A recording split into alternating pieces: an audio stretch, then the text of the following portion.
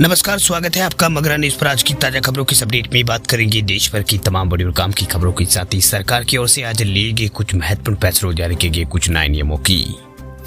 तो बुलेटिन की शुरुआत करते हैं पहली खबर से। तो पेटीएम ने मर्चेंट पेमेंट्स के लिए अब इस बैंक को बनाया है पार्टनर, कारोबारी को रखना होगा ये ध्यान।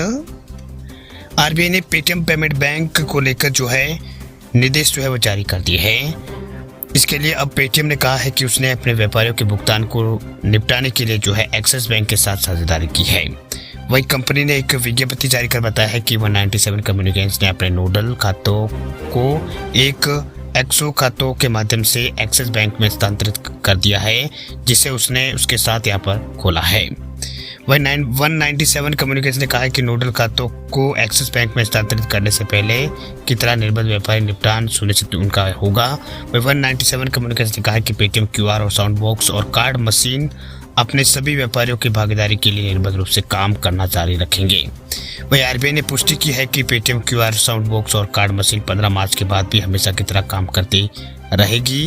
वही पेटीएम के अनुसार पेटीएम पेमेंट बैंक के अलावा अन्य किसी बैंक खाते से जुड़े फंड लेन देन वाले व्यापारियों को व्यवधान के बारे में चिंता करने की आवश्यकता नहीं है। चलिए बात अब करते हैं अगली बड़ी खबर की। तो अकाउंट पूरा है खाली फिर भी निकाल सकते हैं 10,000 रुपए।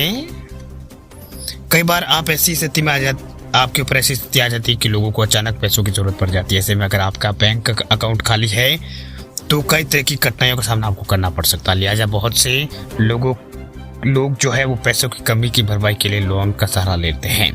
लेकिन आपकी जानकारी के लिए आपको बता दें कि बहुत से ऐसे बैंक होते हैं जो अपने ग्राहकों को ओवरड्राफ्ट की सुविधा मुहैया कराते हैं। ये एक ऐसी सुविधा है जिसमें आपके अकाउंट में जीरो बैलेंस होने के बाद भी आप पैसे निकाल सकते हैं। दरअसल यहाँ पर जीरो बैलेंस होने के बाद भी पैसे निकाल सके। लिहाजा अब आप किसी भी बैंक में अपना अकाउंट खुलवाएं, उनमें एक बार आप ये जरूर पूछ लें कि ओवरड्राफ्ट की सुविधा मुहैया कराते हैं या नहीं। जिन लोगों के पास जनधन अकाउंट है उन्हें ओवरड्राफ्ट की सुविधा मिलती है। इसमें कम से कम 10,000 रुपये जो है आप निकलवा सकते हैं।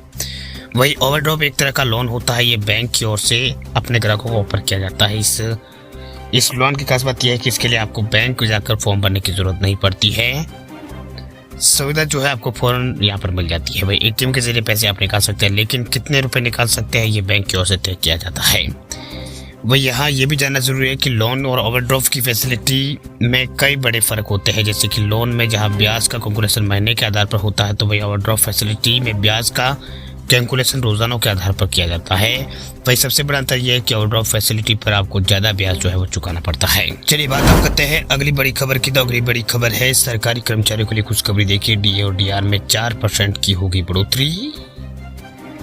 सरकारी कर्मचारियों के लिए अच्छी खबर निकल के सामने आ रही है। दरअसल केंद्र सरकार के कर्मचारी महंगाई भत्ते में एक बार और बढ़ोतरी के लिए तैयार हो जाए। दरअसल केंद्र सरकार आमतौर पर साल में 2 बार जनवरी और जुलाई में जो है महंगाई भत्ते को संशोधन करती है। डीए में बढ़ोतरी की घोषणा आमतौर पर मार्च में होती है। तो इस बार आपका महंगाई भत्ता कितना बढ़ जाएगा, तो बता दें आपको कि इस बार जो है जो आंकड़े सामने है उसमें महंगाई भत्ता जो है कर्मचारियों का 4% बढ़ सकता है।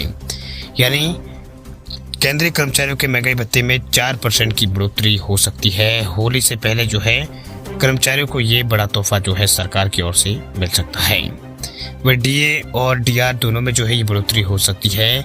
4% डीए में जो है बढ़ोतरी हो सकती है। सरकारी कर्मचारियों के लिए बहुत ही अच्छी खबर निकल के सामने आ रही है। दरअसल केंद्र सरकार द्वारा साल में 2 बार जनवरी और जुलाई में केंद्रीय कर्मचारियों का डीए और डीआर जो है उसमें संशोधन किया जाता है, जो कि श्रम मंत्रालय जो है वो करता है। श्रम मंत्रालय जो है AICPI इंडेक्स के आंकड़ों पर यहाँ पर ये निर्भर करता है। जुलाई से दिसंबर 2023 के AICPI इंडेक्स के आंकड़े के मुताबिक डीए का स्कोर 50.28% पहुंच गया है, जो कि 4% वर्दी होना तय है, क्योंकि डीए पूर्णांक में देय होता है और दशमलव में वर्दी को हटा दिया जाता है। ऐसे में जनवरी 2024 से 50% डीए देय होगा।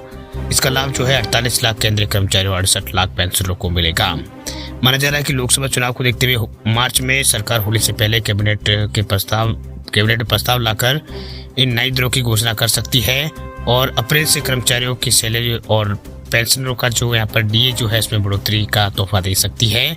ऐसे में जनवरी से मार्च तक का एरियर भी यहाँ पर मिलेगा। वर्तमान में कर्मचारियों और पेंशनरों को 46% डीए का लाभ मिल रहा है।